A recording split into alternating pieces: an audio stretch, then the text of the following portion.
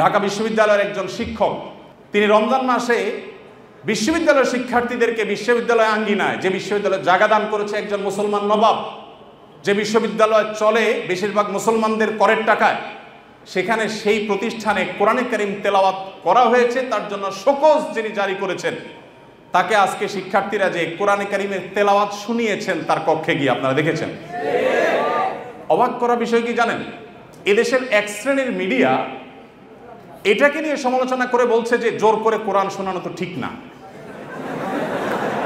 নীতিবাক্য শুনেছেন? জোর করে কোরআন শোনানো ঠিক না, মনে হয় যে জোর করে আয়নাঘরে নিছি। যারা জোর করে আয়নাঘরে নেওয়ার বিরুদ্ধে কোনোদিন একটা শব্দ বলতে পারে নাই, তারা এখন আল্লাহর কালাম শুনাইছে একজন মুসলমান দাবিদার মানুষকে, কোনো হিন্দুকেও শোনায় নাই, সেটার বিরুদ্ধে তারা প্রতিবাদ করতেছে জোর করে কোরআন তেলাওয়াত করা শিখবে। তাহলে জোর করে কোরআন তেলাওয়াত বন্ধ করা ঠিক আছে?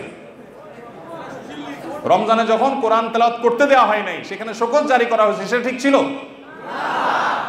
তাহলে তুমি নিজের বেলায় খুব অধিকারের পরে সোচ্চার, অন্যের বেলায় একেবারে সোচ্চার না। দেখুন, আমাদেরকে মানবাধিকারের কথা বলা হয়, আমরাও মানবাধিকারের কথা বলি, কিন্তু আমরা মানবাধিকার বলতে মিন করি একটা, ওরা মানবাধিকার বলতে মিন করে সমকামিতা, সমকামীদের অধিকার।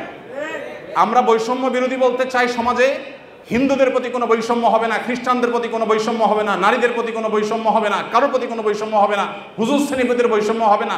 দাঁড়িয়ে আছে তাহলে সে চাকরির জন্য অনুপযুক্ত বিবেচনা করা হবে, দায়ের কারণে এই বৈষম্য হবে না।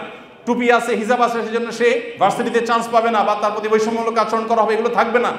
এদেশে মানুষ এই বৈষম্য দূর করতে চায়, আর ওরা আছে এদেশে সমকামীদের অধিকার প্রতিষ্ঠা করে তথাকথিত বৈষম্য দূর করার জন্য। আমাদের বৈষম্য বিরোধী চেতনা আর তাদের বৈষম্য বিরোধী চেতনা এক না।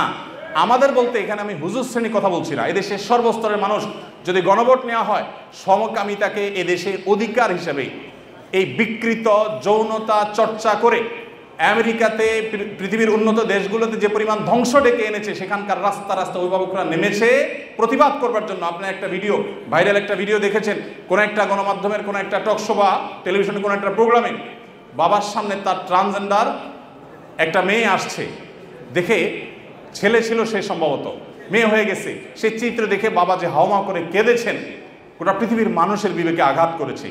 এই বিকৃত যৌনাচারের যারা প্রবর্তক, যারা এর ধ্বজাধারী, এরা ওই বিকৃত জিনিসটাকে আমাদের দেশে প্রবেশ করাবার অপচেষ্টায় লিপ্ত আছে। এরা জানে না যে এই স্বপ্ন এই দেশের মানুষ আসলে কখনো বাস্তবায়ন হতে দিবে না। ভাইরা আমার, অতএব আমরা যারা দাওয়াতি কাজ করব, সময়ের এই চাহিদাগুলো বোঝার চেষ্টা আমাদেরকে করতে হবে। আমাদেরকে বিভিন্ন নাস্তিক্যবাদ, ধর্মহীনতার দিকে নিয়ে যাওয়া হচ্ছে, এমন এমন শব্দ দিয়ে, মানব ধর্মের কথা বলে মানুষ হিসাবে আমাদের পরিচয়কে বড় তুলতে হবে, ধর্মীয় পরিচয় বড় বিষয় না। এগুলো সবগুলো হলো নাস্তিকতার প্রথম ধাপ, যেগুলো শোনার পর আমাদের দেশে এক শ্রেণীর সাধারণ মুসলমানরা না বুঝে তারাও সেগুলোকে অ্যাপ্রিসিয়েট করে যে কত সুন্দর কথা, হিন্দু না, বৌদ্ধ না, মুসলমান না, আমার কাছে মানুষ হিসেবে অধিকার চান। আমরা সবাই খুব অ্যাপ্রিসিয়েট করি। দিন শেষে এটা যে নাস্তিক্যবাদের প্রতি আহ্বান, এটা যে তথাকথিত মানব ধর্মের সেই বস্তাপচা সস্তা আহ্বান, এটা আমরা অনেকে বুঝতে পারছি না। এই জন্য ভাইরা, যারা দাওয়াতি ফিল্ডে কাজ করবেন, আল্লাহর পথে মানুষকে আহ্বান করবেন, বিচক্ষণতার সাথে এবং দূরদৃষ্টির সাথে এই কাজটা সম্পাদন করতে হবে। এই জন্যই তো প্রশিক্ষণের প্রয়োজন, এই জন্যই শেখার প্রয়োজন, এই জন্যই বোঝার প্রয়োজন। আল্লাহ তাআলা আমাদের সবাইকে সেই যোগ্যতা দান করুন।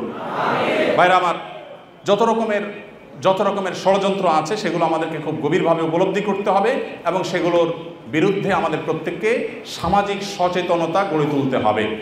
এদেশে মানুষ এতটাই ধর্মপ্রাণ যে দ্বীনের কারণে ওলামায়ে কেরামের প্রতি রাষ্ট্রযন্ত্রের কোনো ক্ষেত্রে বৈষম্য কিংবা কোনো ক্ষেত্রে এক শ্রেণীর মিডিয়ার বৈষম্য থাকলেও এদেশের সাধারণ মানুষের অন্তরের গহীনে ওলামায়ে কেরাম অবস্থান করেন।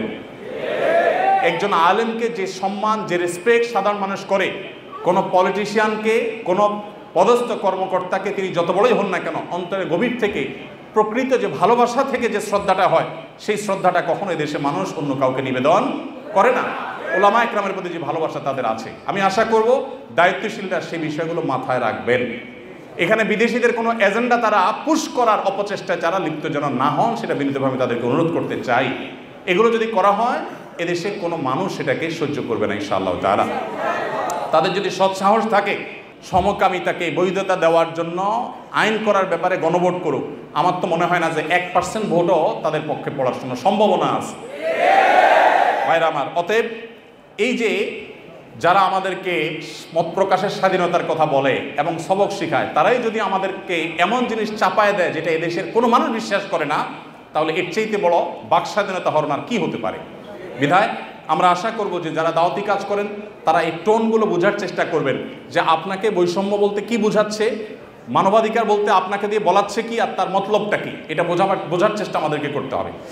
এরপর যে পয়েন্টটা বলবো তা হলো দাওয়াতি কাজ যারা আমরা করবো ইনশাআল্লাহ, দাওয়াতি ফিল্ডে যারাই কাজ করবো ইনশাআল্লাহ, তারা সবসময় একটা জিনিস মাথায় রাখবো যে পুরুষদের পাশাপাশি আমাদের অনেক মেয়েদের মধ্যে দায়ী তৈরি করতে হবে।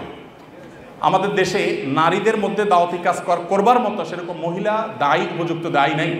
আয়েশা রাদিয়াল্লাহু তাআলা আনহার কাছে অন্যান্য মেয়েরা দিন শিখবার জন্য আসতেন। অনেক আলেম আছেন, তার স্ত্রীকে পর্যন্ত তিনি এতটুকু যোগ্যতা গড়ে তোলেন নাই, এতটা যোগ্যতা সৃষ্টি করে দেন নাই যে তিনি আশপাশের মহিলাদেরকে, তার বিল্ডিংয়ে থাকা মহিলাদেরকে অ্যাটলিস্ট দাওয়াতি কাজ করবেন, আল্লাহর পথে আহ্বান করবেন।